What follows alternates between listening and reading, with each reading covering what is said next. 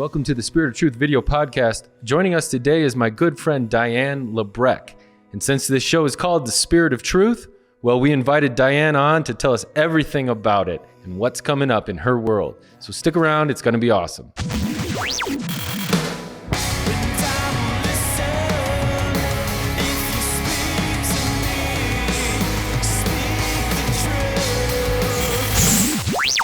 Welcome back. As I said, joining us today is my good friend Diane Labrecque. We're so lucky to have her here. Welcome, Diane. It's great to have you. Hi, Derek. Thank you for having invited me to be here. Yeah. It's a great joy. Awesome. Yes. I just, first of all, wanted to thank you publicly. You were probably the first fan of the show, of the Spirit of Truth video podcast. You reached out to me from Quebec, Canada, and I didn't recognize the number, but it was really nice to have such support from you and such positive things, even when there wasn't even one viewer yet. So I just wanted to thank you for that. Well, you know, it came from the heart, Derek, because as soon as I saw your very, very first episode, right away, I had this feeling inside, oh, this is going to go far. This is beautiful. And I had to let you know because all the credit goes to you. And also as an encouragement, because you planted the seed. And we need that encouragement at the beginning, you know, to have people come back and say, hey, you know what? You're on the right track. And so I was so happy to tell you about all the details. If you remember the decor, the place, the guests, you, and even your earphones with your 3 concentric circles. But it is what it is now. People love it. And Urantia book readers can't wait for your next interview. Yeah. And, you know, I will say, you know, with the holidays and I'm moving, there's been a lot, so we haven't been able to do a show. Sorry about that for a couple of weeks now, but hopefully we're trying to get back into the swing of things with the new year. And we wanted to start off and kick off the new year with some more Spirit of Truth talk.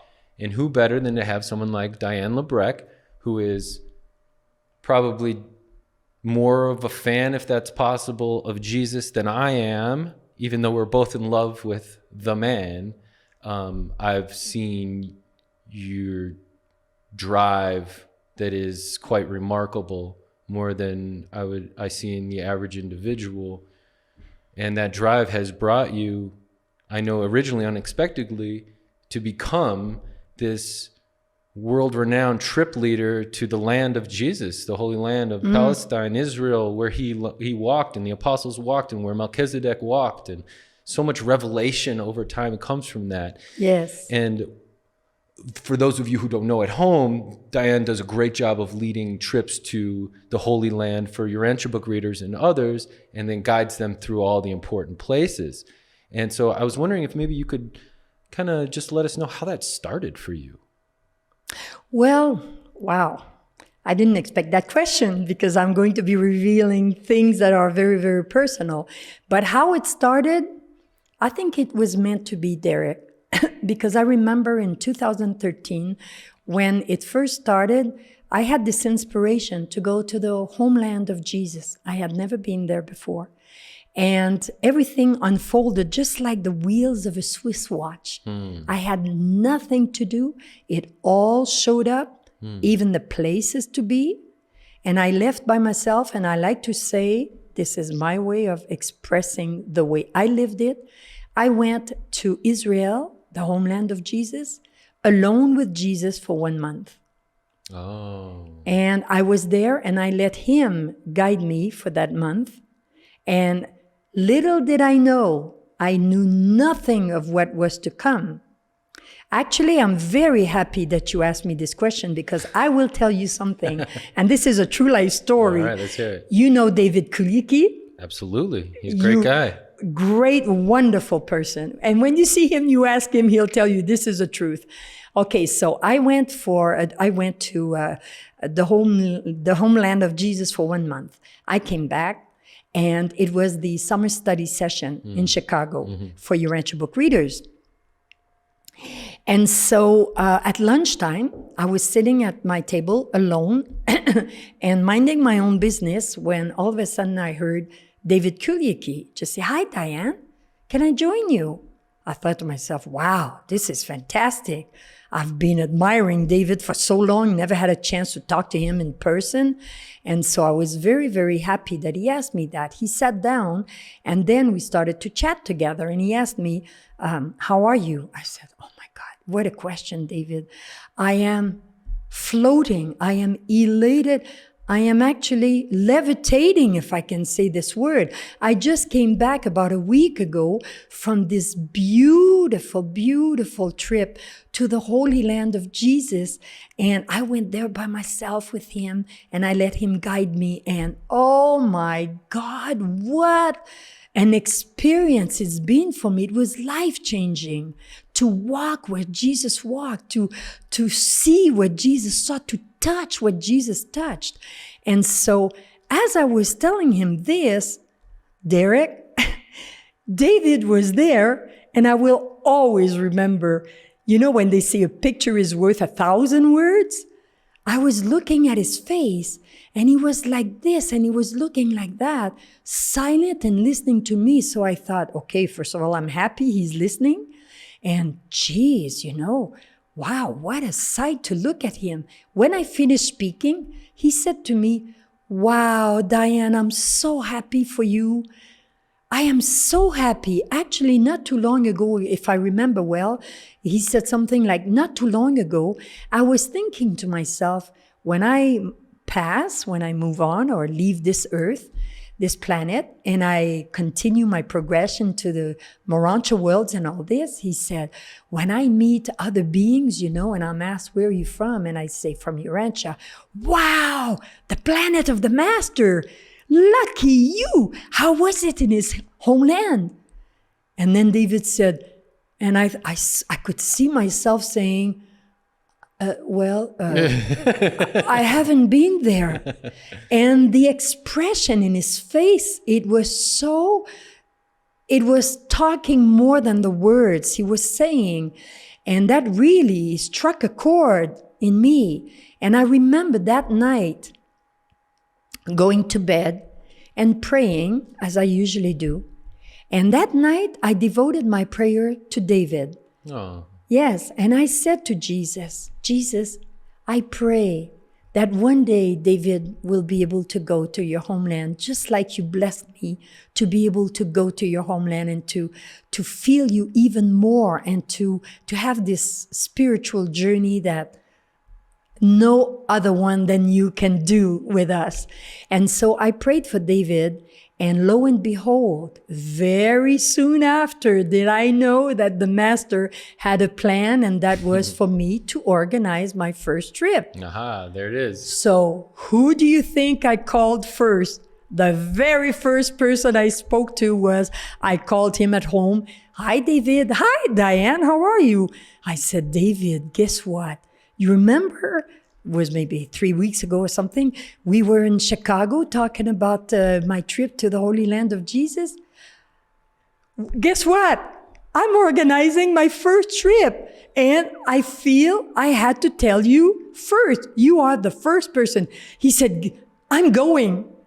And so David came with Marilyn, then Jeffrey Waddles, all kinds of people, Gaetan and Lynn and Guy Perron. And we were an incredible team of about 35 Urantia book people, all like key people that we ended up together going to the homeland of Jesus and having this extraordinary experience. And we all came back so elevated, so transformed, so moved, and so touched by having been in the land of the master before leaving this planet. To me, it's the next best thing to having been here 2,000 years ago, right, and sitting next to Jesus, you know? Yeah. And so it started like this. And that's how next thing, the next year, another one, and then another one, and then the word started to spread, and another one. And the beauty is that we are all Urantia book readers, and so we all speak the same language, we all understand the same thing. We have this 5th Epochal revelation in our hands that is extraordinary. And imagine, like I tell, actually, it's interesting. I'd like to say that when I join a group of Urantia book readers to go for another spiritual journey to the land of Jesus, I tell them, be aware that we are here not only in the land of Jesus, but we are actually gathering together, blending together 3 of the 5 epochal revelations. In 500,000 years, there's been only 5 of them. We know the first one, Caligastia and his core of 100. Then the second one, Adam and Eve. The whole planet knows about Adam and Eve. Then the third one, none other than Melchizedek. Et voilà. And then the fourth one, Our man. our beautiful Jesus. And then the 5th one, the revelation of the Urantia book. So when we go there, we actually bring together 3 revelations in the consciousness of the revelation telling us things that no other human beings knew before this was revealed to us about 100 years ago. So it makes the journey a spiritual trip that we will never forget. Well, yeah, thank you for sharing that. And thank you for leading these trips. It seems like, with the beauty of this Urantia book revelation, it reveals so much more information about Jesus that we hadn't had before previously in the Bible. Something that brings him to life. And part of that bringing to life, something that you and I are interested in is the accurate birth of Jesus. And it's quite fitting because here we are just coming past Christmas. And, right. And it's growing, that holiday in itself, Christmas, is growing to be a little bit polarizing, I'd say, because, not only for Urantia book readers or those who don't follow some of the, sentimental customs of holidays, and they know that the Urantia book says that Jesus was born August 21st, 7 BC. So when December 25th comes around, maybe they might say, that's just a pagan holiday or whatever it is. That's not really Jesus's birthday.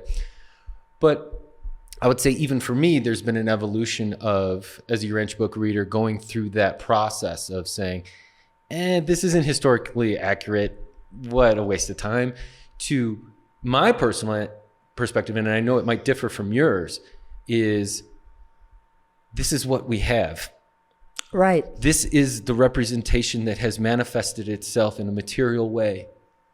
And yes, it might not be accurate historically throughout the universe, but this is what we've chosen to celebrate. Right. And so if this is where we're going to lift up the master, then let's lift him up on this day then, if that's what we're agreeing on, So I wanted to know how your research is coming and what you've been finding as far as physical evidence of Jesus's birthday of August 21st, not only maybe in the Holy Land, but other academic research that you've done. Right. So what I would like to share with your audience, Derek, is when you invited me to come here to speak about, to me, the spirit of truth is, okay, let's go and talk about the spirit of truth. So I was inspired to bring a gift that I received from one of my sisters. I have to say one of, because I come from a family of 12. So I have to say one of my sister, but the closest one to me who's been following me on my path all my life.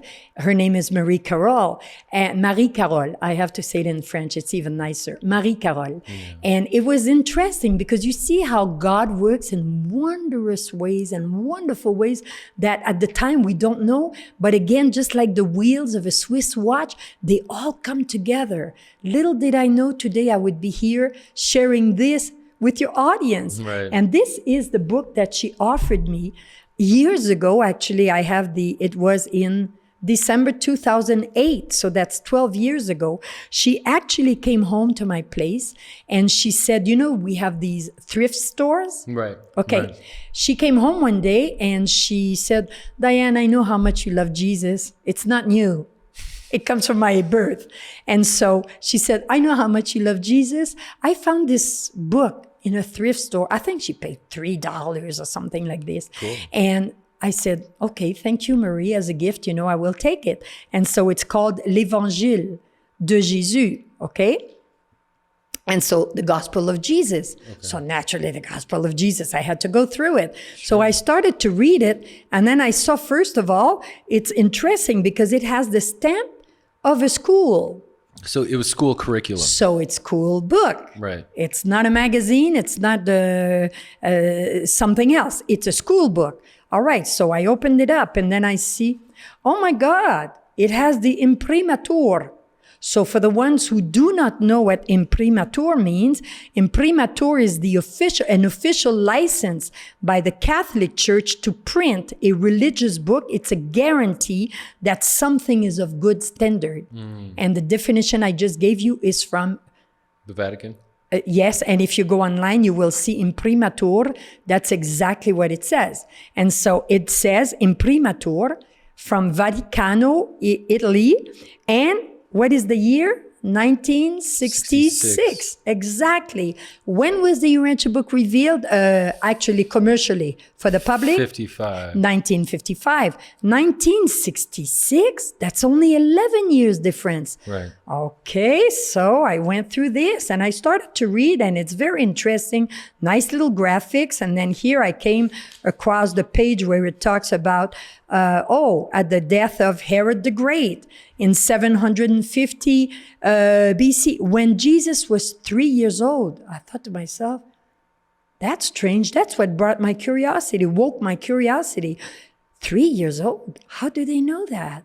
Okay, so I continued. Herod Agrippa, we all know about this. And then it says here, another page, it says, after the death of the Emperor Augustus, you remember Augustus? Absolutely. And it says in the year 14 AD, Jesus was then 20 years old. Well, how did they know that? Hello? How could Jesus be 20 when it says Augustus? They recognize that Augustus died in 14 AD. AD, yeah. Okay, 20 minus 14, that's 6. 6 BC? It's getting there. Could I be on something?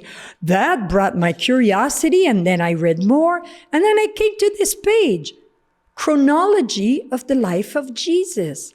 And then it became most interesting. It says, with the affirmation of Christianity, they took the birth of Jesus as being the starting point of counting from BC to AD.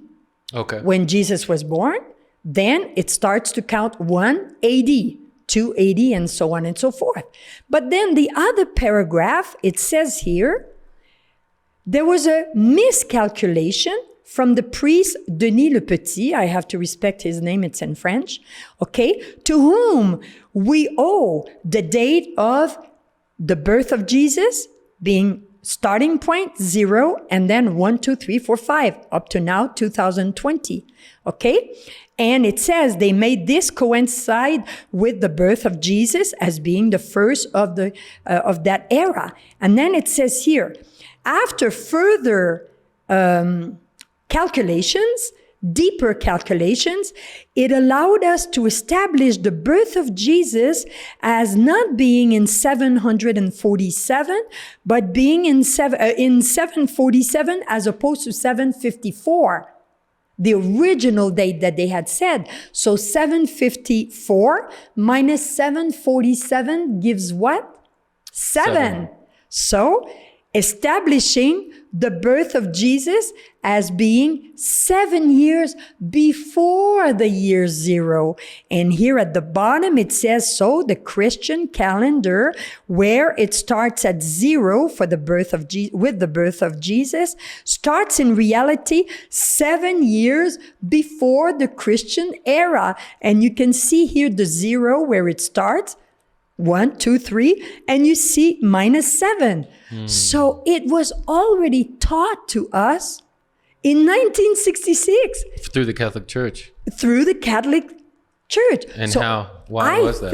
I think, Derek, that they wanted to do this because we know that the Vatican receives a copy of every single book that's printed. Okay. So they did get the Urantia book in 1955, and I even heard that some priests were going to the bathroom to read the book. I've heard that too. Okay, closing the book, and it's funny, but these They must have had very big problems because they were staying for a long time in the bathroom. You okay in there?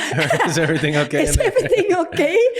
Oh yes, they were going to heaven. It's more than okay. It's more than much more than okay. And they were reading the Urantia book. So how did the Catholic Church deal with that? I think they went through the very smooth approach. Instead of creating a wave of reaction and threatening, shock and awe, shocking people and threatening the church as well, they went the easy way. So look, we were taught that at school without even questioning because we were so young and we were just drinking it in. So little did we know the message was being passed so that they knew when they read the Urantia book at the Vatican, and the Catholic Church knew that one day it would be the new Bible. It would be recognized by the whole world. So might as well do something about it. Okay, so let's do it, but let's do it smoothly so we don't hurt the people. We don't make it a shocker and then it does not reach its purpose. So again, I see the hand of God moving along very nicely, very gently. Well, it's interesting, you know, I grew up Roman Catholic and they didn't really stress the date of Jesus's birth, really, or 7 BC or anything like that. And I noticed that was 66. I think it was like 67 was the Vatican II, the Reformation. That's right. So I wonder if from that point on, why we aren't learning that date. I wonder what happened. Because at that time, you were, and now we're not. Right.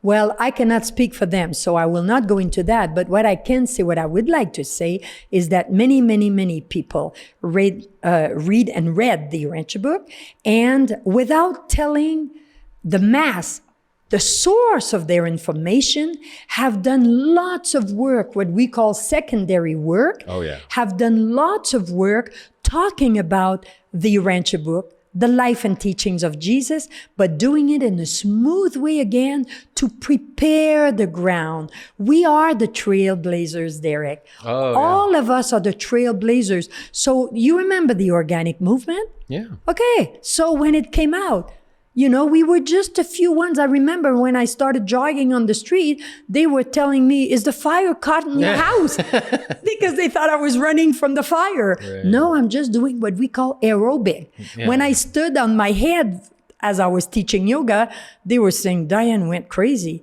She's actually standing on her head. Today we talk about yoga and everybody knows about it. When I introduced organic food in the grocery store, plain grocery store in Montreal where I live, the boss of the stores were looking at me like, what do you mean organic food? Well, okay, we'll bring it in because if it brings money and sales, you know, but they didn't believe in it. And today, when you're a trailblazer, you have to acknowledge and recognize the fact that you are a loner for a while. You know, you have to accept that, look, deal with it. You're a trailblazer. So people today, they go in the grocery store and they ask, hey, cashier, can you tell me which aisle is the grocery store or the organic foods? Gluten-free. Yes, free exactly. range, and it's common. Right. But at the time, it was not common. Well, let's talk about what the loneliness is to be a trailblazer, because sometimes I feel that quite deeply. And I'm not trying to give myself any credit or anything, but sometimes I creatively try things out through this revelation that maybe hasn't been tried out, you know, because this is new, right? And so I was reading in the Urantia book just last night, and it was really honing in on having sympathy and what it means to be sympathetic and understanding of other people's needs. Yes. And one of the things that came up is it talked about Moses, and Moses the mourner. And that Moses felt these things. I mean, my heart went out to him because he was so on his own, dealing with so many uneducated people, trying to convey the loving personality of God when all they could understand is what a slave master would do. Exactly. So my heart goes out to that. And I mean, I've had some challenging episodes, and sometimes you do feel alone, but I do invite everyone at home to invite the Spirit of Truth there as the comforting source, because one thing, and we'll get to it in the future, or later in the show, is that we were both on the Cosmic Citizen radio broadcast, the podcast recently, and we talked 2 weeks ago. And we talked about some of these significant dates. And one thing that I just wanted to mention is what the apostles noticed while they were praying at Pentecost when the Spirit of truth descended upon them. Yes. And the Urantia book said something along the lines of that they noticed what was previously unrecognizable. So something new was a sense of spiritual joy, security, Yes. and confidence. And I feel like Jesus, having walked on this planet, he knows how lonely men and women can be. Yes. He knows how we So can true. mourn. He knows how we can be on the front of the trail and feeling isolated. So maybe you could help us understand maybe the whole dynamic of that comfort of when one does invite the Spirit of truth, or what their soul connection is through all of us, through that Spirit of Jesus.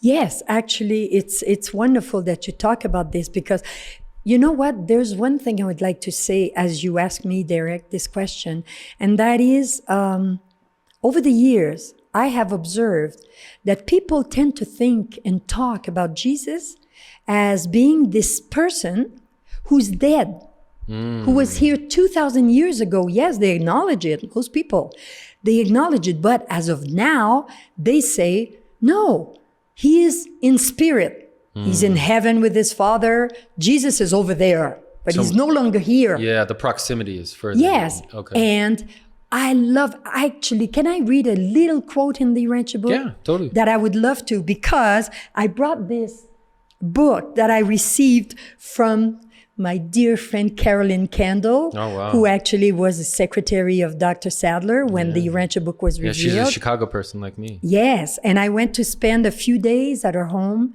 just one-on-one with her. We had extraordinary times together. I can imagine. And when I left, she offered me this book, which I think is so beautiful, the Urantia book.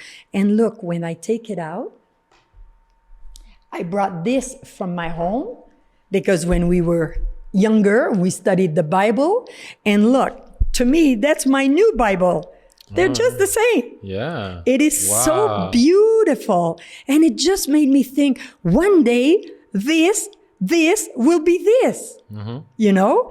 And so this being said, and talking about Jesus being The man, yes, the comforter. and not only this, but being dead. He's dead. Right. He's no longer here.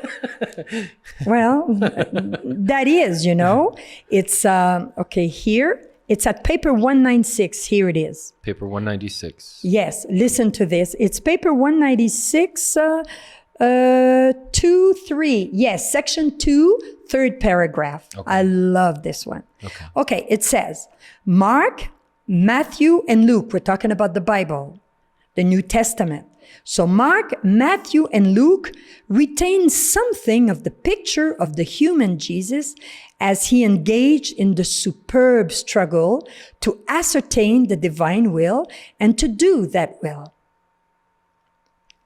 John presents a picture of the triumphant Jesus as he walked on earth in the full consciousness of divinity. Now listen, the great mistake that has been made by those who have studied the Master's life is that some have conceived of Jesus as of him, but I'm saying Jesus, as entirely human, while others have thought of Jesus or him as only divine. Throughout his entire experience, Jesus was truly both human and divine, even as he yet is. And that struck a chord in me like violin will do. Because I thought to myself, wow, these revelators, they could have stopped right there as Jesus is both human and divine, period. No, Jesus is both human and divine, even as he yet is. So Jesus is alive.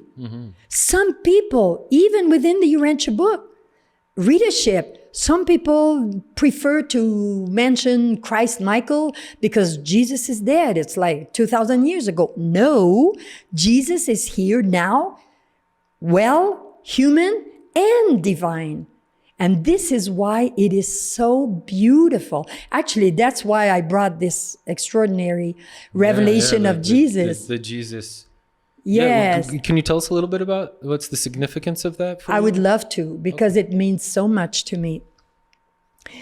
Years ago, again, unbeknownst to me, a dear friend of mine who works in the natural field like I do, a naturopathy, said to me, Diane, I have a picture that I received of Jesus, and it was like, it was telling me, offer this to Diane. So he said, I know how much you love Jesus. Again, can I offer it to you? So having been raised Christian in Quebec, where only in Montreal, they call it the city of 1,000 steeples. That tells you how many churches there are. So to me, it was normal. And so I said, okay, it's going to be another one.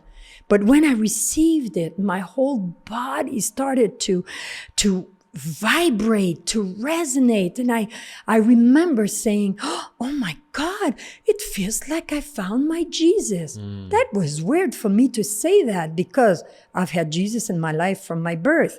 And so little did I know, 3 days after, still resonating like, what is this? Wow. I contacted the person who was at the source of this picture of Jesus. And when I spoke with him, I called him and I went to meet him in person. And I discovered that it was a revelation of Jesus that was revealed to us, just like the Urantia book was revealed to us at the beginning of the last century, at the beginning of the 1900s, and became published for the public to enjoy it. It is now in 17, 18 languages, if I am right, throughout the world. In 1955. So the same with the revelation of Jesus. And it happened through Fra Ilia. Fra means, Fra in Italian means brother Elia. And so the man told me the story of how it happened. And that brought me to a sentence in the Urantia book. I know it by heart, so I don't have to go Cool. into the Urantia book. And it's a very short sentence, but it says, because we know that Jesus is God in person. When Jesus tells us, whoever has seen the Son has seen the Father. The Son and the Father are one. He who has seen him has seen the Father. And no man goes to the Father except through me. And so this quote in the Urantia book that says, as I look at the banner, if you allow me, it's beautiful. It says, Jesus is the spiritual lens. Now, I have my glasses here. If I need to drive and to look, I need to put my lenses on. And then I go, oh my God, now I see so well. Okay, so clear. So it says, Jesus is the spiritual lens in human likeness, which makes visible to the material creature. It's you, it's me, it's your audience, it's everyone on the planet, makes visible to the material creature him who is invisible. What a beautiful saying. Instead of just adoring and worshiping this God that is somewhere in paradise, somewhere in heaven, everybody has their own conception. We have Jesus. It's like if someone talked to me for years about a person named Derek Samaras. But then one day I meet this guy and I go, Derek, I'm so happy to meet you. I've heard so much about you. You become real. It makes it such a rich experience. And so Jesus is the spiritual lens in human likeness. We need to make Jesus alive. And when they tell us that Jesus is both human and divine, even as he yet is, it means a world of difference. We're not talking the same thing anymore. That doesn't mean anymore that Jesus is somewhere in heaven and is not there. It's only Christ Michael. His name is we live in 3 dimensions, body, mind, and spirit. So his name is Jesus. On the material world, he was as Jesus, Yahshua. And then mind, Christ. When they tell us, when your mind fail, ask for the mind of Jesus, the Christ-like mind. And then Michael, because he's a creator son. Now he's a master creator son, Michael, but he's a creator son, Michael, from paradise. So his name is to talk to englobe all dimensions, all realms, if I can say it this way. It's truly Jesus, Christ, Michael. And it goes through physical, mental, spiritual. That to me is his name. It's not just Christ, Michael. And he becomes so real. He's here now through each and every one of us. And he's only waiting that we turn our light on. Yeah. Just like in a house, when you come in a room, it's either dark or light. But what do you need to do? You need with your fingers to turn on the switch on. So we have this light inside us. All we need to do is turn the switch on and we become beings of light. And Jesus is alive through us. Yeah. I mean, I learned that personally, as far as Jesus will go as far as he possibly can to enter your life, but with respect to human free will, you have to invite the truth in. That's the beauty of respecting free will. And that gives the whole reality of this experience of what we call God the Supreme. We have God existential and God experiential. And this God experiential is all of us in the creation of the universe of universes into the Supreme. And exactly for that, to respect free will. Otherwise, he wouldn't have needed us. He could have said, hey, you know what? I'll do the experience myself. Yeah. Just like that, snapping his finger. No, I'm going to go through each and every one of my creature as lowly as they can be, as high as they can be. And it will be from free will that they will ascend to me. Yeah. And I think what's really important there is that even the highest creature of heaven and the lowest creature of this planet, when they choose to do God's will, they are being used by the truth to do God's will. Exactly. And it becomes natural. It becomes so simple, so real. I like to think of it as what is the exception now will become the rule in light and life. It's the same as the movement of organic food, healthy food. Now everybody knows the importance of our health, of eating well, of doing exercise, of doing this and that.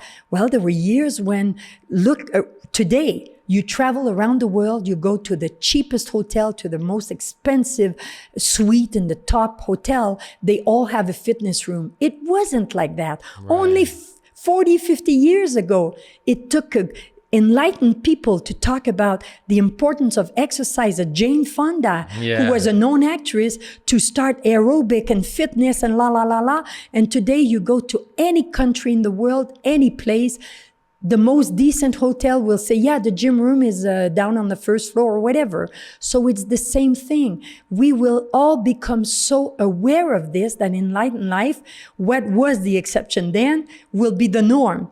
Yeah. And it will be the reverse. The people who won't be connected like this will be the exception. Well, Jesus said, the last will be first and the first will be last. Yes. In the kingdom. And can I say something? Sure, I feel I want to say something about this revelation of Jesus. Okay. After I spoke with that man, Derek, I was so happy because I have a company myself. And again, unbeknownst to me, I received a call.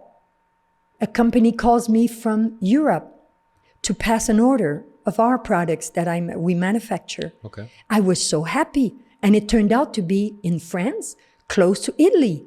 So I thought to myself, wow, maybe I could meet Fra Ilya. Because like Carolyn Kendall said to me, it's really nice because in her dedication, I asked her to dedicate the book to me. And she said, for Diane, a true seeker of truth who is willing to go anywhere and meet anyone who will open the door between falsity and truth. Isn't that beautiful? In memory of the beautiful weekend of conversation, we spent 6 days together. Oh. And so all this to say, I thought maybe I would have a chance to meet Fra Ilia from this so-called revelation of Jesus.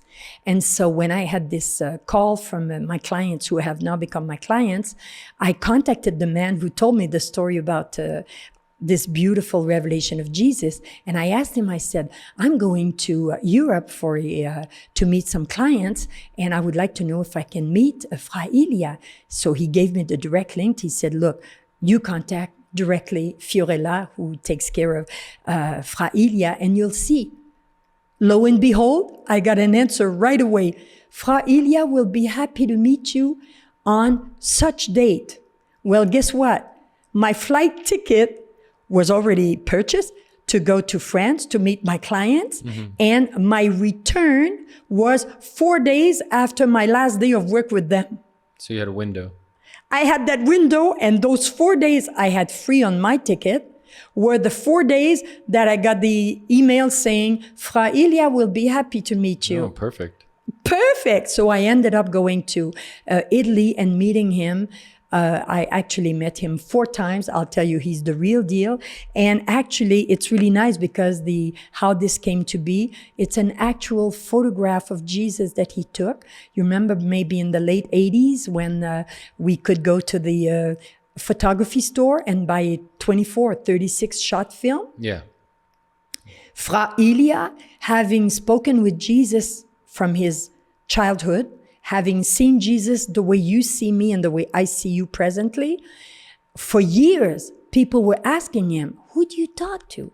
What do you see? So he was like talking like maybe someone would think someone was schizophrenic or something Yes, like that. exactly. Right. And Okay. because we do not see Jesus like he does and speak to Jesus, he was asking that. And after many, many times of being asked this, he asked Jesus, what do you want me to tell them? They keep asking me. And Jesus sent him to photograph a white wall in the nearby church. So Fra Ilia left with, I think I was told 3 or 4, I think it was 4 of the brothers in the monastery with him. They went to the store, bought a 36 shot film, put it in the camera, went to the church, took the 36 pictures of the white wall. And some of the brothers said, can I take one? Da, da, da. They took the 36, went back to the store, had the film finished, and this is a biography of Fra Ilia that I love, I received as a gift. And here it says, you can see the actual negative. Oh, yeah.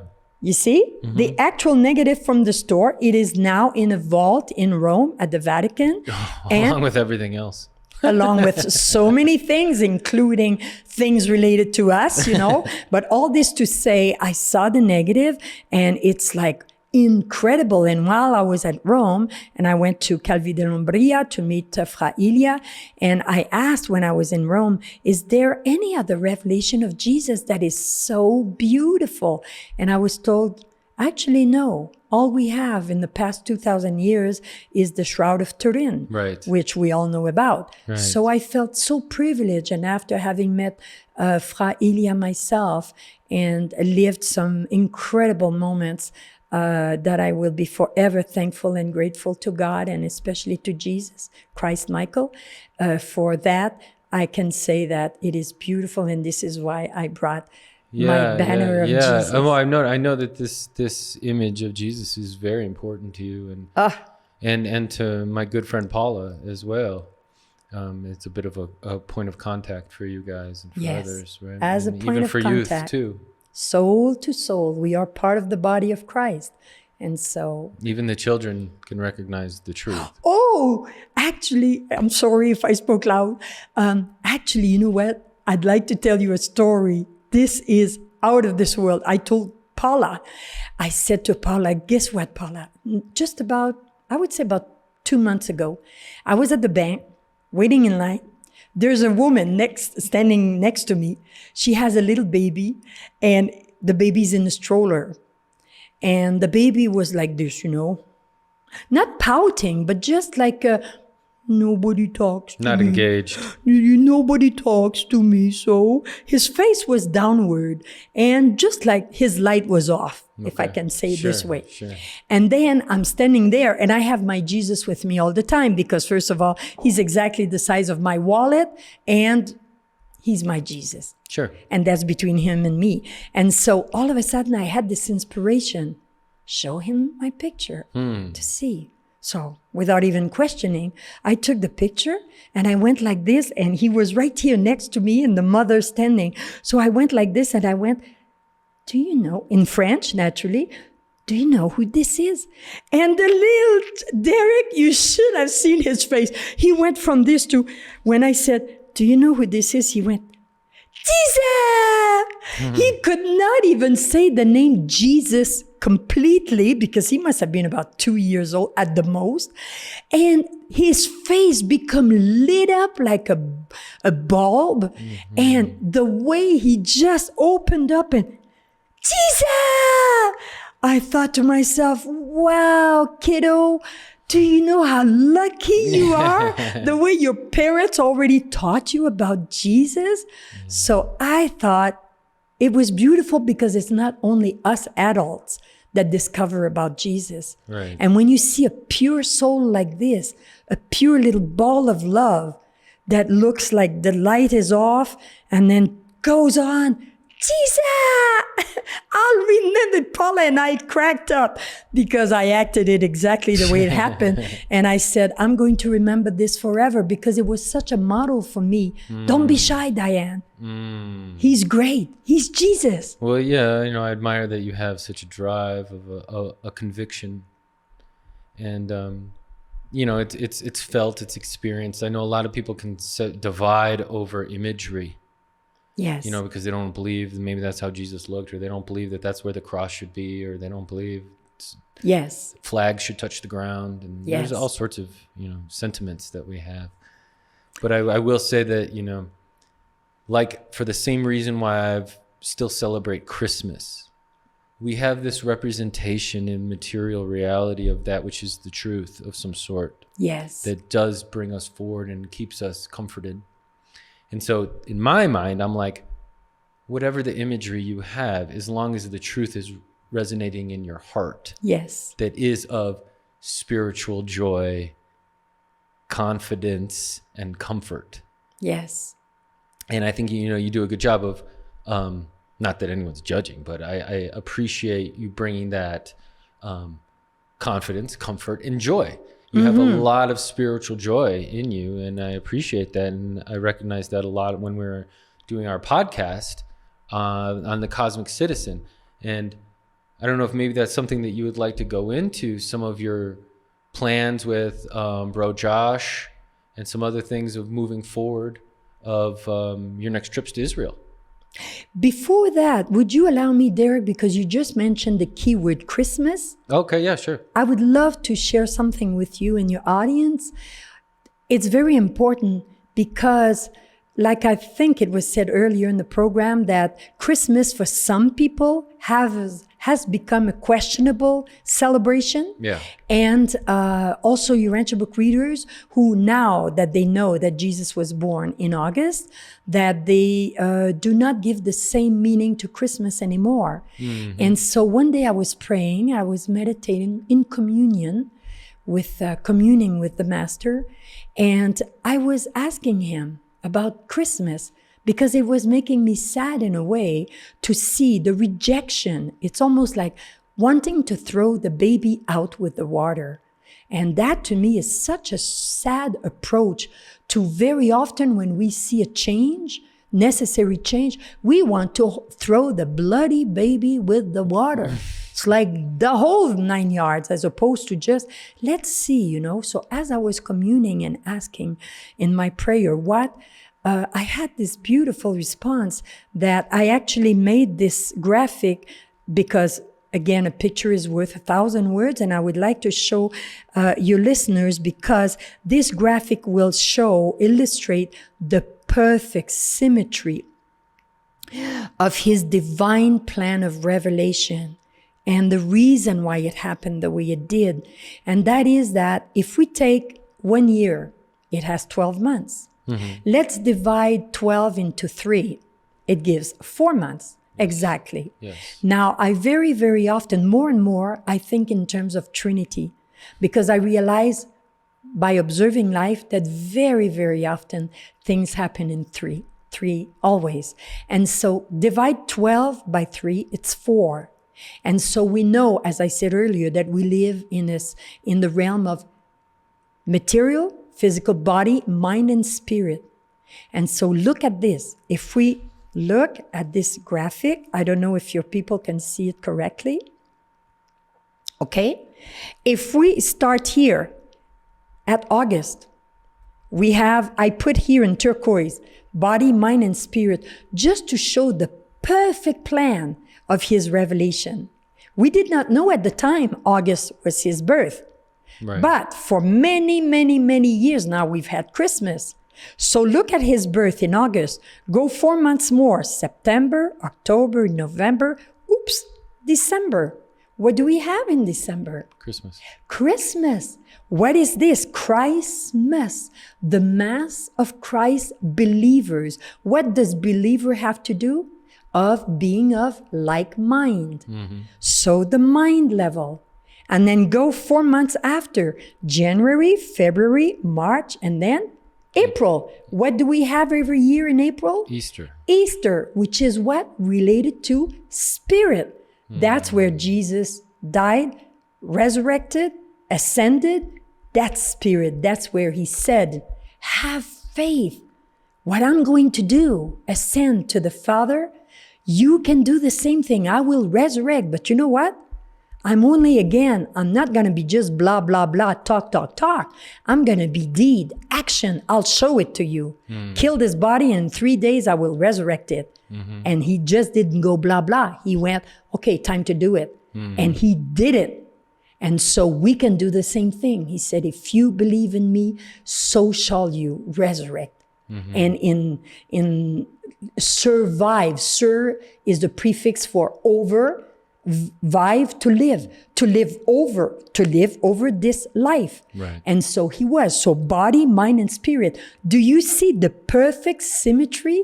When I realized that, it was like, wow, again, it is perfect. Yeah. So that now we have his birth, which will become more and more. Look, 1966, they were telling us very ever so gently, you know what? We made a mistake. It's not at 0. It's 7 years before that he was born. So the world will come to know that Jesus, we will celebrate Jesus' physical birth in August. But then there's nothing wrong at Christmas. I have my neighbors in Montreal, who are Jewish, Muslim, Hindus, and we all wish one another Merry Christmas, Merry Christmas. It's not even their official celebration, but they respect that they are in Quebec, Canada, which is Christian, mostly Christian, and they smile and they're beautiful to us and we are beautiful to them as well. And so that to me gives the whole celebration, the whole reason of celebration of Christmas, the Mass of Christ believers. And I wanted to say this because, again, what we thought was clumsy and what we thought was, oh, we don't need this anymore because now we have that. Don't throw the baby out with the water. Yeah. Let's open the drain. Let's empty the water. Let's rinse the baby. There's some mistakes, okay? Now the baby is really clean. Let's close the thing and run some new fresh water. Yeah. But let's not throw I noticed how Jesus worked, and he never destroyed that which was already there. He just That's right. He built upon. That's right. Evolved. Very well said. Exactly, So that reminds me of something that you and I and others have coming up is we're going to talk about holidays here. Let's take it to the land of his birth. And yes. Something that most people aren't aware of because they probably don't have the Urantia book, but there are specific dates of important occurrences in the Urantia book. One of them being Pentecost. We call May 18th is what it shows up as. And yes. To me, I mean, that's why I'm so into the Spirit of Truth, why we have a show called The Spirit of Truth and everything, because May 18th was the bestowal of the Spirit of Truth upon this whole planet and all of us. That's made all the difference in my life and everybody else's life. Right. But that isn't an isolated event. It's not an isolated occurrence even on that same day. And I know that you've done a lot of research along with Bro Joshua Wilson and some others, as far as Jesus's transcending off of the Mount of Olives, as well as the Spirit of Truth coming, as well as a huge host of seraphic planetary guardians and government and governor generals and all sorts of help. A whole team descended upon this planet to help us. That's really what I gravitate towards in my celebration. Right. But I also feel, just because it's action-oriented, get on the ground serving, but I will say that there's a celebration that is also called for. Right. Not just acting and serving, but a celebration. Right. I was hoping maybe you could explain that celebration to us. With great pleasure, Derek, because again, it is orchestrated. To me, it was meant to be. Again, I was in a Urantia event where Joshua, we call him Bro Josh, yeah. Bro Josh, okay, Josh Wilson was there. And he came to me and he said, "Hi, Diane. Hi, Josh. I'd like to offer you an essay that I wrote, and I'd like to have your opinion about that." So I was, again, admiring Josh. He's such a great soul within the Urantia family. I was very happy that he gave me that. And when I read it, my whole being resonated to that. When I read about this Jubilee of Jubilees, it started to go like, oh my God. And I called Josh right away. And by the way, for the audience who might be questioning, I know I'm very enthusiastic. I used to be told that I was too enthusiastic until I found out on Wikipedia that enthusiasm means entheos, in God. I thought, okay, there's nothing wrong with that. So it's not that I do drug or drinks or whatever. I'm by nature enthusiastic, but I called him very enthusiastic about having received this paper from him. And I said, "Josh, this is of utmost importance. We, Urantia book readers, have to do something about this, because the reason why this Jubilee of Jubilees happened, it's because of us. Urantia. It's when the Master did his final and seventh and final bestowal on our planet called Urantia, within the Urantia book, on Earth, that after, when he ascended, he received his enthronement as a master creator son, Michael, and the Jubilee, which I will talk about more in depth, happened. And I said, "Josh, we have to recognize this. If they do in our whole local universe, what are we doing?" And Josh said, "Absolutely, Diane." So I said, "You know what? I would like to work with you, if you want, to make a special event to inaugurate the officialization of the recognition, if I may use this word, of the Jubilee of Jubilees in our local universe as being the special event, the momentous event that it was and that it is and that it will be, so that the local universe entities, beings celebrate that. Hello, maybe we should do the same thing. Right, it's because of us here on Urantia. And so Josh and I talked about it. We were elated, both of us, very joyful about the possibility. And even though I tried, we are just a few days into January, so I may say 2019, just as of 3 weeks ago, it was the year 2019. So I was telling him in 2018, let's do something. And as much as I tried, Derek, to organize something, an event, a place, Everything was no, it's all reserved, it's all full. We don't have sold out, no possibility. So I said to Josh, well, I'm sorry, Josh, but nothing is coming up. And so Josh had his event where he lives, I think in Arizona, and they started to celebrate within his group of Urantia book readers. They started to celebrate the Jubilee of Jubilees. And so, lo and behold, what happened in 2019 is that I was hoping to offer another spiritual journey for other Urantia book readers who want to go before they die, who want to go to the Holy Land of Jesus. And as I was looking and searching and calling my contacts and everything, no, sold out, no, sold out, no, sold out, not for August, for Jesus' birthday, not for Easter, not for Christmas, not for this, not for that. And then I thought, well, I'll just check it out. Do you have something for May 18? Yes, we'll be happy to receive you in your group. Then another place. Do you have something? Absolutely, Diane. Would love to welcome you in your group. And then this and that, click, click, click, click, click, click, click. So I said, oh my God. I called back Josh and I said, Josh, guess what? It didn't work in 2018 because that's not where I should be. I should be right there in Jerusalem, in Jerusalem, where is the land of Jesus, where his ascension happened, at the Mount of Olives, where the ascension came. And the beautiful thing, Derek, is that where I bring the groups to show the ascension, where Jesus ascended to heaven, corresponds to the description of where Jesus made his ascension from the Urantia book. Awesome. It is awesome. It made me feel like, wow. So we're going to go there. So I said, Josh, how about you take care of America and I'll take care of Israel? And then you came in the picture, and thank God for you, Derek, where we talked, you and I together, and you offer with the technology. I will let you explain it, what will be your contribution to the event. And then it all started again, click, click, click, click, click.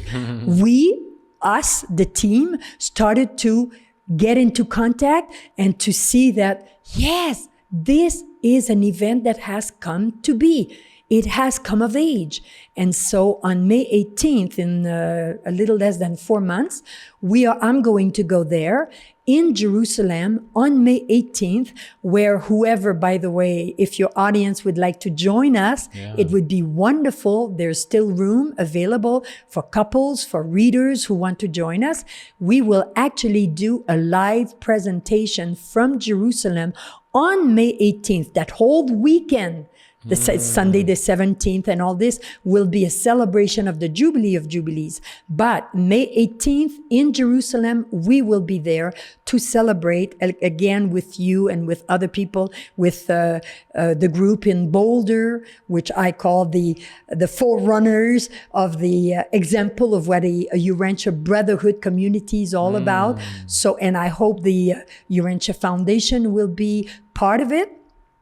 And so it will be wonderful to have everyone contribute, because actually in Chicago, that's where the revelation of the Urantia book happened. Right. And so we hope that from Jerusalem, from Chicago, from Boulder, and from other places and groups of Urantia book readers from the world will join us, so that we will honor our divine parents, Michael and Mother Spirit, to celebrate the Jubilee of Jubilees. Can I read just a small quote? Sure. About the Jubilee of Jubilees, just to show you. That was a document that Josh sent me. Okay. And in paper 33, section 3, paragraph 5, it says, upon the completion of the Creator's Son's seventh and final creature bestowal, the uncertainties of periodic isolation terminate for the divine minister, and the Son's universe helper becomes forever settled in surety and control. It is at the enthronement of the Creator's Son, Michael, as a master son, at the Jubilee of Jubilees. Now, I looked up what Jubilee means, and Jubilee means a very important celebration. And now here they tell us at the Jubilee of Jubilees. So we may as well think at the celebration of celebrations. that the universe spirit before the assembled hosts first makes public and universal acknowledgement of subordination to the Son, pledging fidelity and obedience. This event occurred in Nebadon at the time of Michael's return to Salvington from Urantia after the Urantian bestowal. And it says, it's extraordinary. Never before this momentous occasion did the universe spirit acknowledge subordination to the universe Son, and not until after this voluntary relinquishment of power and authority by the Spirit could it be truthfully proclaimed of the Son that all power in heaven and on earth has been committed to his hand. And at the same time, we are going to be celebrating something of equal importance because look, here we've been proclaiming the importance and equality of women for about, 100 years roughly? How about we're going back all those years? When it says at the next paragraph, after this pledge of subordination by the creative Mother Spirit, Michael of Nebadon nobly acknowledged his eternal dependence on his spirit companion, constituting the spirit co-ruler of his universe domains and requiring all of their creatures to pledge themselves in loyalty to the Spirit as they had to the Son, to the Father as to the Mother. And there issued and went forth the final proclamation of equality. Though he was the sovereign of this local universe, the Son published to the worlds the fact of the Spirit's equality with him in all endowments of personality and attributes of divine character. And to finish, and this becomes the transcendent pattern for the family organization and government of even the lowly creatures, a little bit like us, of the worlds of space. This is indeed and in truth the high ideal of the family and the human institution of voluntary marriage. And we know the Urantia book tells us that marriage and family is the most important thing in unit. Society, yeah. The family unit is the most important. So imagine pledging eternal loyalty as opposed to now our society, not just America, our society worldwide is threatened by the problem of divorce. Doesn't do, my husband, I dish him and I go for something else. Recycling, going for a new wife, a new husband, a new this, a new family. Right. In the meantime, children are brokenhearted, you know? Yeah. So when we know that the family is the most important unit, and we know that this happened at the same time as the Jubilee of Jubilees and the Mother and Father, our Divine Mother and our Divine Father, have proclaimed equality together, it is of utmost importance. And so this year, the spiritual journey that I offer to Urantia book readers worldwide is to join me or to join within their group of communities, wherever they live, to acknowledge, to recognize, and inaugurate the celebration of the Jubilee of Jubilees on May 18th as being an official celebration. If it is the celebration of celebrations in the local universe, it might as well be here. Yeah, that's great. I'm glad you guys went for that. And yes. create a celebration like that. And how are you going? How do you plan, if you want to tell the audience, what is your contribution to this? Well, we just started. I mean, it's not that big of a deal. I will live stream from here. So. Yeah, but what did you tell me? That it's going to be wonderful because of your new. Well, no, with this podcast and with technology, we have an opportunity to, live stream from Jerusalem. I'm going to give you some equipment that you can take out there. Yes. And then I'll host it. And then I'll broadcast it all over the world. So we'll be able to have you give presentations right there from the Mount of Olives. And I think it's great, Derek, because of your experience. The timing again seems so apropos, that you are able, you have the expertise. It's not something you will learn the day before, right. And flunking. You are an expert at this with your beautiful podcast, The Spirit of Truth. We are going to be able, with your contribution, your part of contribution, we will be able to offer this to all readers around the world. So as instead of going there and doing it just a small group and, doing it like that, it will be everywhere. Yeah. And hopefully we can continue that, not just on the Jubilee of Jubilees, but, if we have the right technology, you'll be able to live stream from all of your trips if you wanted. And while it's going to be awesome, and I invite all of you guys to join, I'm sure you'll get a notification if you have subscribed. If you haven't yet, please do, to the channel for Urantia Book Network. But I'm really looking forward to, if you can live stream from Jerusalem, some of the other recent findings that are going on out there. Because I know that you just recently made friends with a pretty renowned archaeologist who's out there, who seems to claim to have found the standing stone of Melchizedek. Yes. Could you tell us a little bit about that? Because that's pretty Absolutely. It was so wonderful. It's another trip that I organized. I wanted to be there. I wanted to go to the land of Jesus at Christmas time. Okay. I wanted to make sure to be there at least once. And so that was a very private tour that we did, a trip.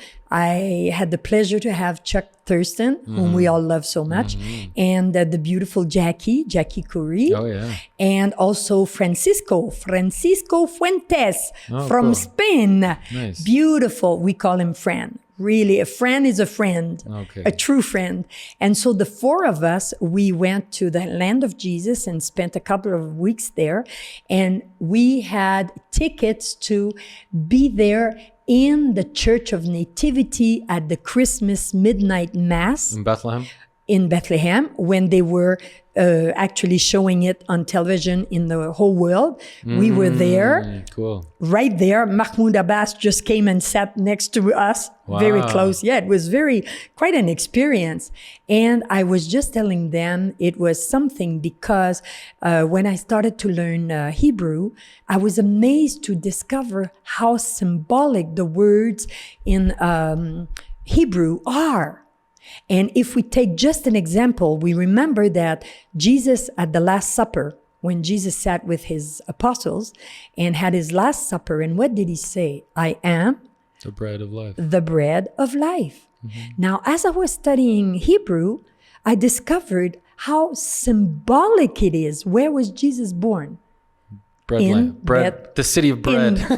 In Bethlehem. Yeah. Now, as a little girl, I used to just say Bethlehem, Bethlehem, Bethlehem, just like everybody else. But then when I started my studies in the Hebrew, I discovered that it's Bethlehem. And Bet means house, and Lechem means bread. The house of bread. Oh my God, already it was planned in his perfect plan of revelation, divine plan of revelation. I'm not going to be born anywhere, just in Russia or in China or even in Palestine or whatever. No, I'll be born in the house of bread known as Bethlehem. Oh, it takes a whole new color. It becomes alive. And when we look at, bread is symbolic of wheat. Yeah. So it makes me think that now it's time for all of us as Team Jesus, I like to call it Team Jesus, together everyone achieves more, as Team Jesus to rise up and give life, bring Jesus back to life again, to being really alive, and together to actually be in love with him. And that's what we discovered, that everything was important. So I ran into an information that got me very curious. this person. His name is Eli Shukran. And Eli is a top archaeologist. He is highly revered, and Chuck and Jackie know, because we had the privilege to spend, and I say privilege because as we were with him, people kept coming and, oh my God, it was like meeting so-and-so in a certain field, you know. Celebrity. Yes, celebrity, and me shaking his hand. Oh my God, nice to see you and all this. And we had him to ourselves, just the four of us. Chuck, Jackie, Fran, and myself with Eli for 4.5 hours, who showed us discoveries that even public don't see, because he had a key and was unlocking and all this. Wow. Yes. And he actually showed us the Melchizedek standing stone. It's he told us, the only stone in Israel that is still standing after all those years. We're talking about, we're not even going 2,000 years back. We're going 4,000 years back. Yeah. We know Jesus was 2,000 years. I'm always talking roughly 2,000 years ago, and Melchizedek 4,000 years ago. And so he actually discovered right in the bedrock, right underneath. And he told me the story how he ran into that by, well, coincidence, orchestrated from above. We know that, but he never expected to discover that. And he told me how it happened. And he was like, wow. And we all saw and have pictures of that, where Melchizedek, where Abraham, we know that Abraham was doing services, and where Abraham was doing his actual service, and Melchizedek being there with him, where it all started. So we actually went to the bedrock, the source of where it started with Abraham and Melchizedek, later with Jesus, and now with us, and we're all going there. Even when we arrived, I had bags made for us by Rick Lyon, you know, Rick and his beautiful wife. Cosmic Creations. That's right. And his beautiful wife, Susan. And I ordered bags, shoulder bags to carry along with all our material, big bags with Melchizedek written, and the 3 circles. Exactly, and all the information. And when he saw us, he went, because in the Bible, it hardly talks about Melchizedek. It's like 1 or 2 lines. Exactly. And I think it's only 4 altogether. And Eli is Jewish. And so he saw us, and I went, hi, Eli, hi. And then Melchizedek. And then Jackie, Chuck, Fran arrived. And then he went, Melchizedek? What is this, Melchizedek? And so we started to tell him. And that's when we spent 4 hours 4.5, that half counts. And he showed us beautiful thing of the original wall of the temple, of stuff like the second temple in the time of Jesus, and all this. So it was really, really, really extraordinary. And I felt inspired when we left him to offer him a Urantia book. Because I thought to myself, you know, he needs to know the truth. It may be hard to swallow at the beginning. We'll see, you know, because the Urantia book clears things, you know. Yeah. But at the same time, because he was so eager to know about Melchizedek, I offered him the Urantia book. And if you ever talk about that to Chuck and Jackie, you can ask them the face, the expression that he had at that moment when I offered him the Urantia book, and the way he held it like it was this most precious gift that he couldn't understand, but precious. And I made sure to put, you know, the foundation, the Urantia Foundation little bookmark. I made sure that by happenstance, it happened to be right there at the first paper on Melchizedek. Cool. And he opened the book and he went, Melchizedek. He was on tears. Yeah, wow. It was so beautiful. Wow. And this is why I've been going around and I think, you know, you and I have talked together, and you know how much I do a lot of research and reports and all kinds of documentaries and all that. So as soon as I run into an important documentary, I contact the producers or whatever. Oh, wow. And I let them know about the Urantia book. Oh, wow. So I've been doing this for quite a while, silently, unbeknownst to anyone. And all the great documentaries that I run around that are relating to our beautiful Jesus, I contact them directly and talk to them or email them or whatever and let them know about the existence of the Urantia book. I congratulate them on their work naturally. But after that, I add that little pinch of salt. Yeah. Do you know about the Urantia book? Just to add to it. Just to add, and I connect them with the foundation so that some of them write back to me and thank me, so. Wow, yeah, that's great. That's good work. And, I think you come in a long line of people's works of connecting Christianity and other religions Yes. with this Urantia revelation, Yes. what we call secondary works, Right. And I know you actually even brought a couple here to share with us. I know I had Mo Siegel on the show here, and he talked Yes. about his new publication of the Jesus book. I was never blessed to meet Dwayne Faw, but he did the Paramony and other things like that. So I don't know if maybe you wanted to talk about a little bit about Yeah, that. thank you for mentioning that. Tell me, Derek, did Mo show his book? Or he talked about it coming out soon? No, it was after it came out. He talked about it. We had it here. We didn't go by page about it, but we addressed it. I believe, before I talk about Mo's book, I want to show your audience this book. Again, another great book. The Paramony? The Paramony, which means the parallel and the harmony between the Bible and the Urantia book.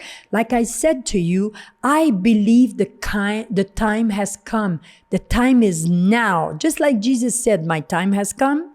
The Urantia book, the time of the Urantia book has come for the world to discover its existence. I personally believe the best people we have is Christianity. They already know about Jesus. And so this man, he was, I think, Paula told me he was a brigadier general. So we're not talking about a two of spade, We're not talking just like this. No, this man who knew the Bible by heart and discovered the Urantia book, who actually, I found out that, do you know this story about Dwayne Faw and MacArthur? Yeah. There was an email that shared with us just recently. I forget who it was by, but there were some really cool images of Dwayne Faw with MacArthur and World War II days. Yes. Yeah. So it's really, I met him personally. I thank God before, now he's gone. He's not with us here anymore. But I met Dwayne Faw, got along wonderful with him. Such a great man, humble, and yet such a great servant of Jesus, of God. And he wrote this book. Think that look at the thickness of his book. And this was all done by hand. Yeah, no internet when he did No internet and technology. So what's in there? It's a beautiful parallel between the gospel. You can see Mark, Matthew, Luke, John, the Urantia book. You can go through the Bible if you want to see something, if it is related or explained.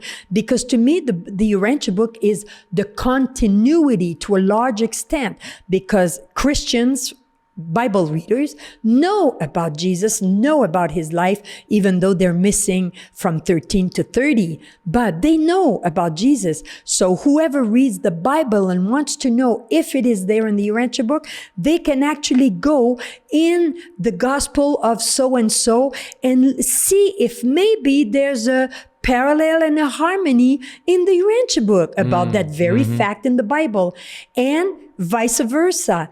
People reading about the Urantia book and being inspired about what they read, who wonder, geez, I wonder if my friends at home who are, readers of the Bible know about this. You can go and in the Urantia book, is there a parallel in one of the Gospels? Yes, there it is. And that's what Brigadier General Dwayne Faw did, which is extraordinary, and he did that many, many years ago. Yeah, and I like what you mentioned about,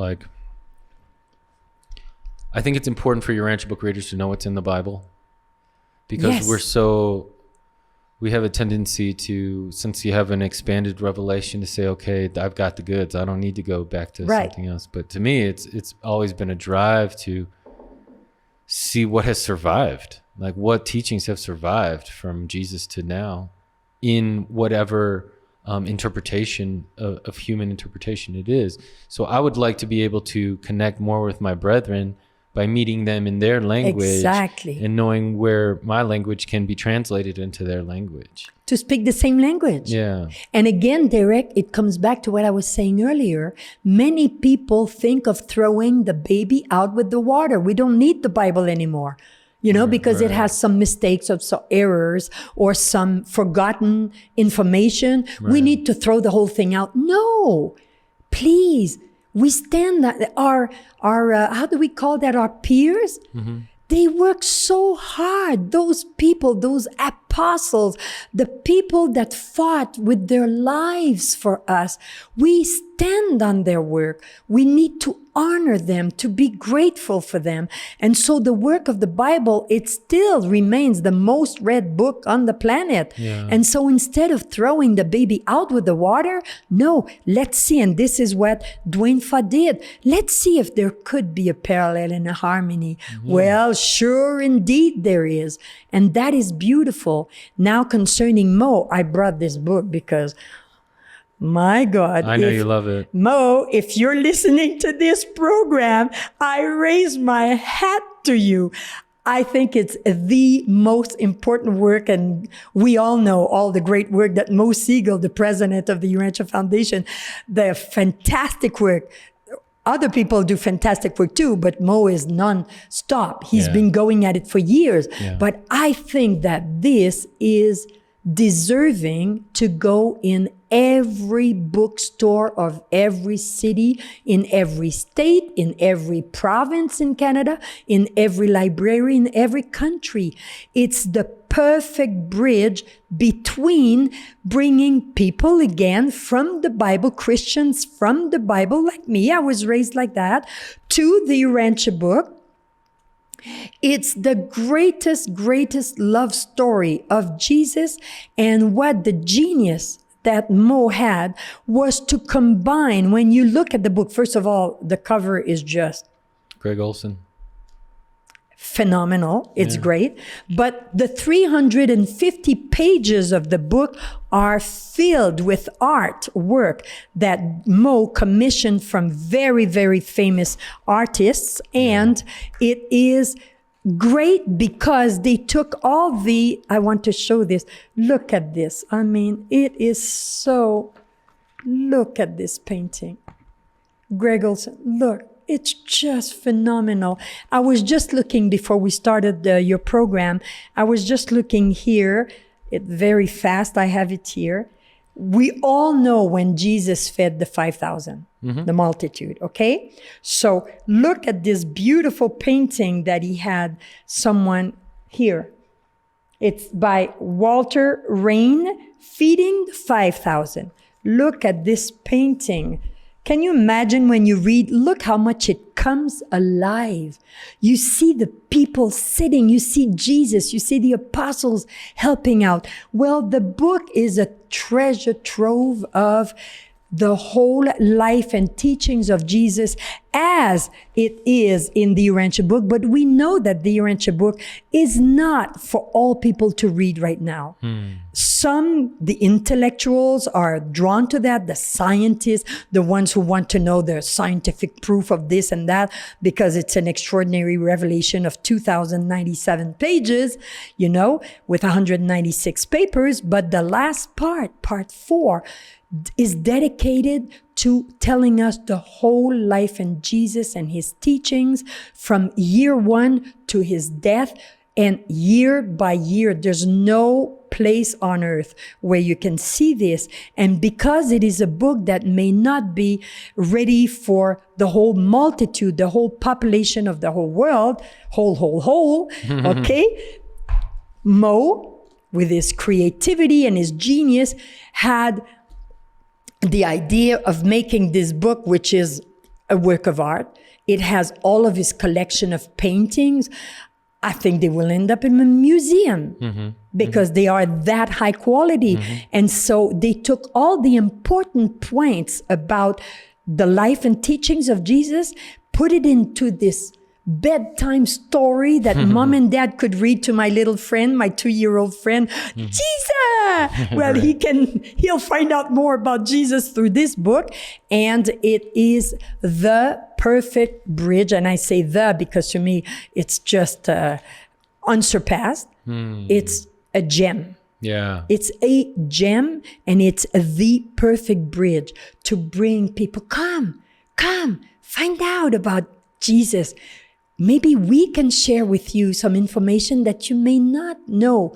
And not a question of attacking, a question of love and brotherhood and empathy and sharing and bringing them. You want to know this, tak. And while they are discovering, a picture is worth, well, in most books, a picture is worth 1,000,000 words. Yeah. And so you go through 350 pages of information, as the Spirit of Truth. You don't need to ask anybody if it is true or not. You just need to go back inside within and just ask, is this true? Yeah. I don't want to cry, but it's true for you. he will tell you, not just for you. Anybody who asks, like Jesus says, ask and you shall receive. Just take the time to ask, could this be true?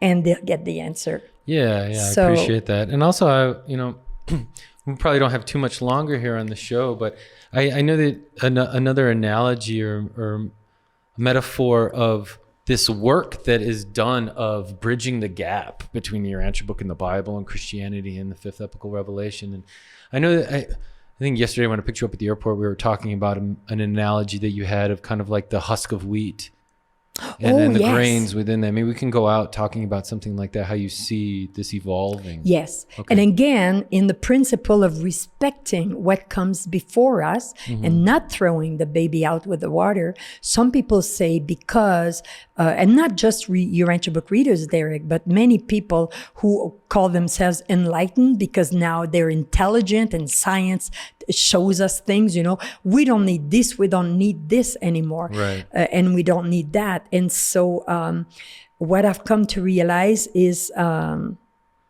just trying to... Husk. Yes, I just want to say it as precisely as I can. Right. Okay, the vision I had when I was thinking about this is that there was a time when I was reflecting and communing and asking for enlightenment to understand the situation. I was made to understand that there was a time for the religion about Jesus. And that came to be with the churches. To me, Derek, the church in general, the Catholic Church, is the religion about Jesus. And to know about the religion of Jesus, it is us, mankind. The same as if you look at every church, when Jesus said in Bethlehem, I am the bread of life, bread is wheat. When you look at a kernel, or do we say a grain of wheat or a kernel? Grain. A grain of wheat. When you look at the grain of wheat, it has a kernel. And the real wealth, the nutrition is inside. Who used to go in all those churches? All the people, the humans. Yeah. And so there was a time for the churches to exist because they gathered together the wheat to bring this bread of life. We are called to become, as I said in 1993 at IC93 in Montreal, that each one of us is called to become the brick in the living church of Christ. And so it's really beautiful because the husk is on the edge, is on the cusp of breaking loose to let the people come out, and we are to represent the religion of Jesus. But then sometimes, if I may add, I hear sometimes people saying to me, yeah, but Diane, the religion about Jesus should not really have to be, it should have been the religious of Jesus right away. So I'd like to share with you what came to my mind, and that is, okay, as an example, let's say I hear about a person, I know. Let's talk about Paula, We all love Paula Thompson. All right. So if I heard about a name, Paula Thompson, and nobody knows about Paula, I may even go to the store to get something to eat, meet Paula, because you know how great of a Urantia book reader she's a great soul. You might meet her at the store. She would do a good deed as Jesus did as he passed by, and you wouldn't even know who you had met. Right. But as opposite, if I hear about a person called Paula Thompson, or put any name you want, and you hear about that name a long time before, and some people tell you, oh my God, so-and-so, or Paula, or Derek, or anybody, so great, and he did this, and he did that. And concerning Jesus, he made miracles, and he healed the leper, and he fed 5,000, and da-da-da-da. And for the longest time, 2,000 years, you hear about this great man that did such great deeds. If you meet him, then when you meet him, what are you going to say? My God, I finally meet the Jesus I've heard about all my life. God, do you know that your reputation precedes you? Yeah. That puts all the importance on the person. So do you see my connection now? Mm-hmm. To know about the religion about Jesus, which happened inside all those churches, those grains of wheat, he was planting his wheat all over the planet, because now we know that the population of the planet is about 7.5 billion. How many believers in Christ? 2.5 billion. A third of the planet are believers of Christ. They're the best people we can approach. Okay? So it's the same thing. All these grains of wheat, or churches, were planted on the planet, and the time comes when the grain must open. And what is the wealth of nutrition? The wheat. And who is the wheat? Every single one that is in love with Jesus, to spread around the religion of Jesus. And we should know, Derek, that Jesus belongs to the world, not to Christians only. People, again, equal Jesus, equal Catholic Church or Christianity. No, Jesus belongs to the world, to all countries of the world, all cultures, all colors, all creeds, all everything. And so this is what is happening. I don't know if you know, but there are a multitude, not just a few, a multitude. And I went to the source to find out that it is true. There are a multitude of Muslims that are discovering Jesus, even during my trips, the journeys that we do to the Holy Land of Jesus. When I went there alone with Jesus for 1 month almost, who were my guides? Muslim people who told me that they were in love with Jesus. Oh, wow. And when I gave them the revelation of Jesus, my beautiful Jesus, they cried and they went, I have to hide. I love Jesus. Jesus appeared to me in a dream telling me not to worry about my son who's about to die. He was going to save him. And so there are many, many human beings who are coming to Jesus, and it's not only us Christians or us Urantia book readers. Yeah, I mean, I think we have the spirit of truth to thank for a the lot of... The spirit of truth. Not just this podcast, but the real spirit of truth. That's right, the spirit of truth. Jesus is the spiritual lens in human likeness, which makes visible to the material creatures him who is invisible. Amen. Amen. So there's a beautiful, beautiful movement happening. And like Jesus said, let those who have eyes see.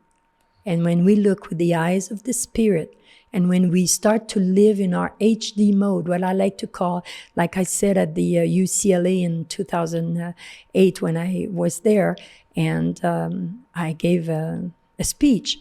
And what I told people, if we are all proud, because in 2008, you must remember, we were coming out with this HD equipment, right, high definition and all this.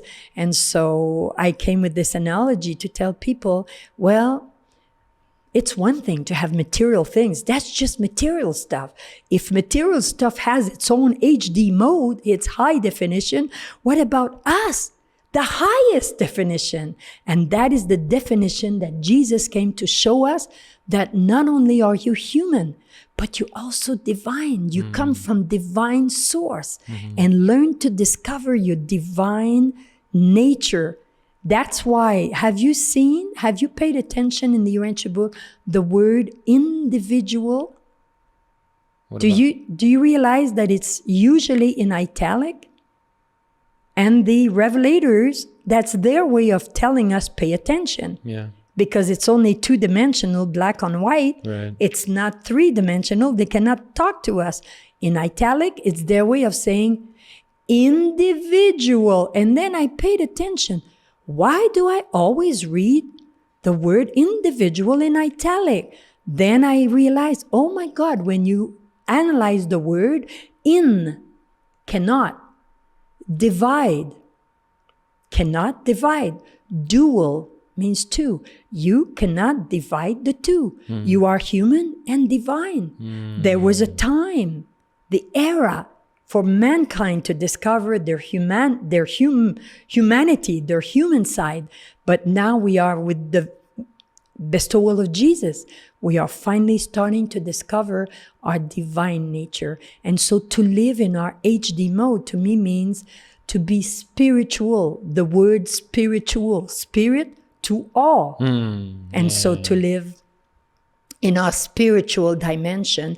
And that to me is rising above, as again, Team Jesus, rising above institutionalized religions to be spiritual. It's like spirit is like an umbrella that includes, it's all inclusive, all creeds, all cultures, all nationalities. And whether you're Hindu, you're this, you're that, that's true. I respect, I honor, I respect you.